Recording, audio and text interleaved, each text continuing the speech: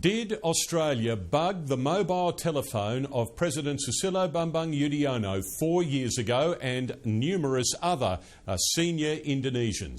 It is causing a furore in Indonesia-Australia relations at the moment. To take the temperature of those relations and get a sense of where this story is heading, we're joined by Fairfax Media's Indonesia correspondent, Michael Bachelard. He joins us via Skype from Jakarta. Michael, thank you for your time. First, give us a sense of the shape of Australia-Indonesia relations today.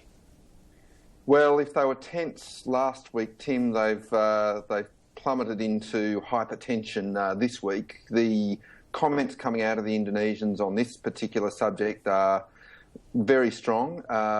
Martin Natalegawa, the foreign minister, described it as an unfriendly act. They've called back their ambassador, which is, one of the graded responses you can do in diplomatic language. Susilo Bambang Yudhoyono himself got on Twitter this morning. He signed his tweets SBY to make sure everyone knew they were personally from him.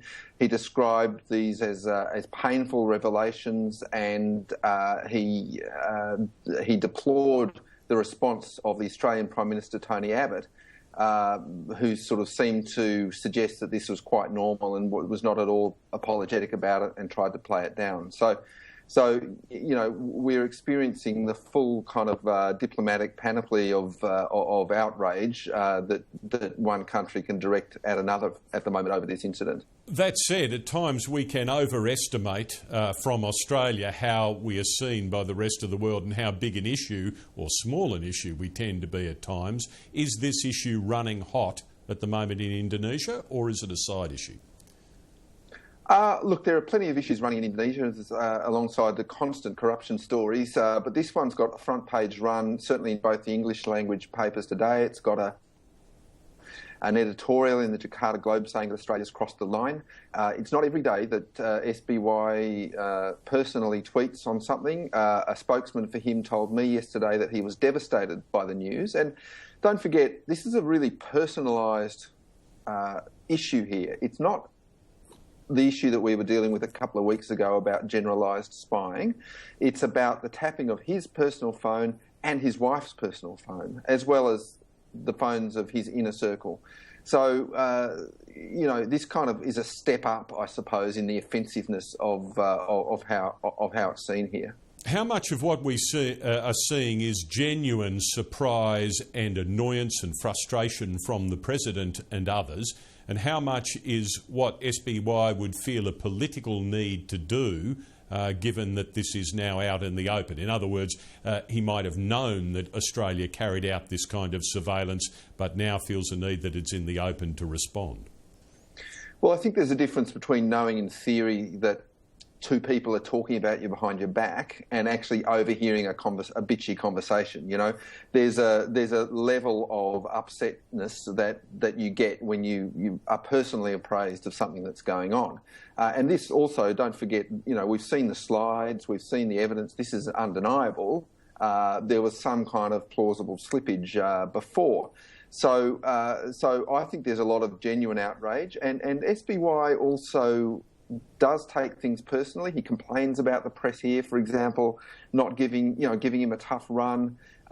He's averse to going into public and answering questions in press conferences and so on, because I think he's afraid of missteps. He likes to be popular. He has been popular, and so this really gets.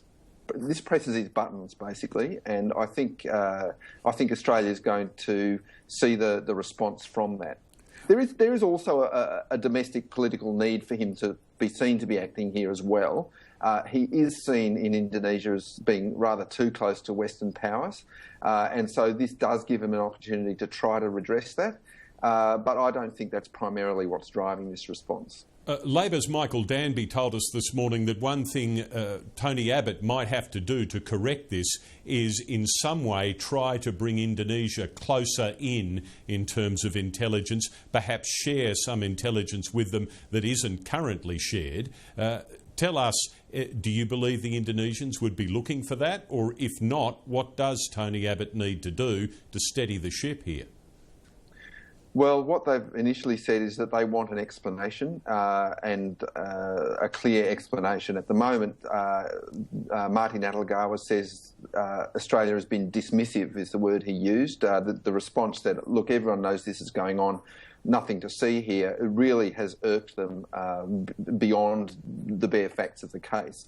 What can Australia do? Well, I'm not going to set myself up as a foreign affairs advisor, but I think Australia needs to now show some kind of more good faith to Indonesia. That's what they're asking for. Australia's going to have to concede something.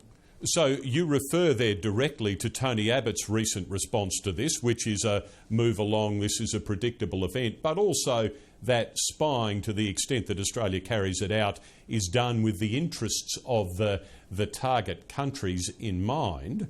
That hasn't gone down well in Indonesia? Well, no. I mean, Marty Natalegawa and Susilo Bambang Yudhoyono, in their respective responses, have both referred directly to that response as being, in Marty's case, dismissive. In SBY's case, in a tweet this morning, he said he deplored that response, that it belittled the seriousness of this. So, Tony Abbott's come into office saying this is our most important regional relationship. I will make this relationship stronger than it's ever been. And within a couple of months of being in office, it's back, to the point where Indonesia's recalling an ambassador, and partly due not just to the events which happened under Labor's term, but partly due to his responses to it. So Australia's got to come up with a better response. One intelligence expert we spoke to this morning suggested there will be many more of these instances to come to public light yet, because if we could have been bugging a meeting or a telephone, we would have been bugging a meeting or a telephone. How much more can the relationship stand? Look, this relationship's been through some really big things, much bigger than this. The break off of East Timor was the biggest. The next thing after that became an issue was the accepting of 43 West Papuans as asylum seekers under the Howard government. That was the last time that the ambassador was recalled, and that hits very much at the heart of what Indonesia fears about Australia. So. This is up there with certainly with that 2006 incident, but we have to get along. We're neighbours, and that's not changing. So yes, we'll get through this, but Tony Abbott, Julie Bishop, they have to be smart about how they respond to it. Might one of the costs that Jakarta exacts on Australia for this to be in the area of assistance on asylum and trying to turn around the people-smuggling problem?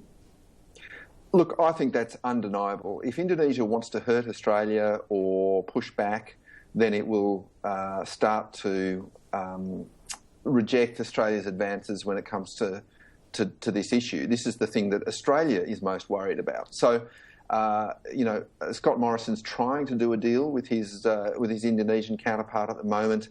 There's every possibility that the Indonesians will just back right off, take the foot off the accelerator, not take any account of Australia's needs on that issue as a kind of reprisal, and I think that's highly likely.